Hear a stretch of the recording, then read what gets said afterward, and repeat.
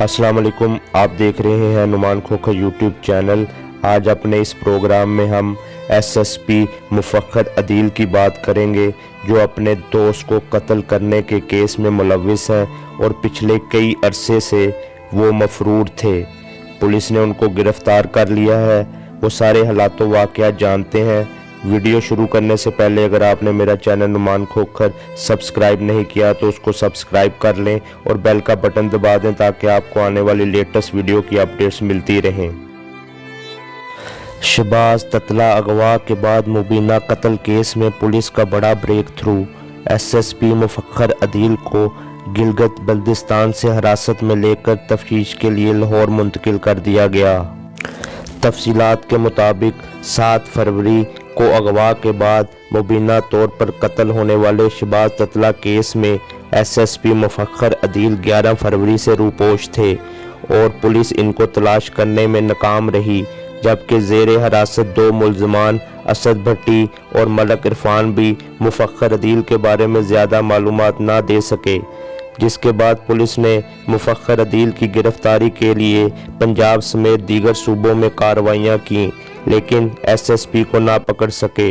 ज़राए के मुताबिक 33 रोज़ के बाद पुलिस को मुफख्खर अदील बारे में अहम मालूमात मौसूल हुई, जिसमें CIA की खसूसी टीम तश्कील दी गई और इसे फौरी तौर पर गिलगित बल्तिस्तान भिजवाया गया ताकि मुफख्खर अदील को गिरफ्तार किया जा सके।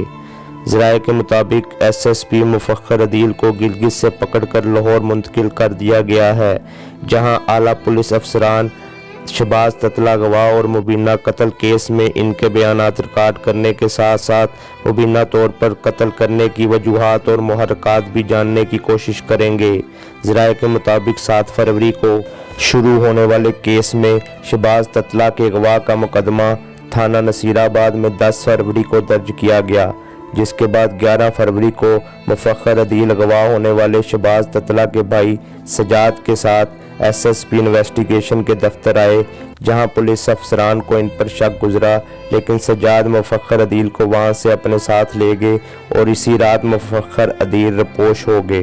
पुलिस ने केस में तफ्तीश आगे बढ़ाई। मुफख्खर और शहबाज के करीबी दोस्त असद भट्टी को हिरासत में लिया गया, जिसने बहुत से इंकशाफात किए और इन इंकशाफात की रोशनी में पुलिस ने मुफख्खर अदील के मुलाजिम मलक इरफान को भी हिरासत में लिया, जिसने बताया कि वो मुफख्खर अदील के कहने पर तेजाब लाता रहा। पुलिस ने असद भट्टी के इंकशाफात को बुनियाद बनाकर रोही नाले में मुबीना तौर पर कत्ल होने वाले शहबाज ततला की लाश की तलाश की। मॉडल टाउन में किराए पर लिए गए घर के फर्श उखाड़े, लेकिन कोई ठोस सबूत न मिल सका।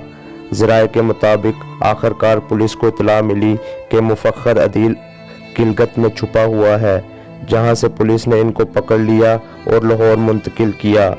ज़राए के मुताबिक अब पुलिस की कोशिश है कि किसी तरह मुबीना तौर पर कत्ल होने वाले शहबाज ततला की लाश तलाश की जाए और जिगरी दोस्त के हाथों कत्ल की वजूहात सामने लाई जा सकें।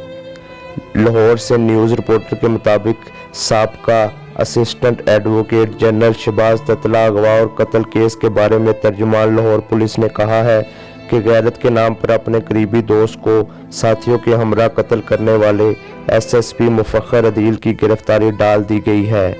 शहबाज ततला अगवा केस को हक़ाइक़ की रोशनी में मेरिट पर हल किया जा रहा है। वाक़े में मुलविस मुल्ज़मान के खिलाफ बिला इम्तियाज़ कार्रवाई अमल में लाई जाएगी।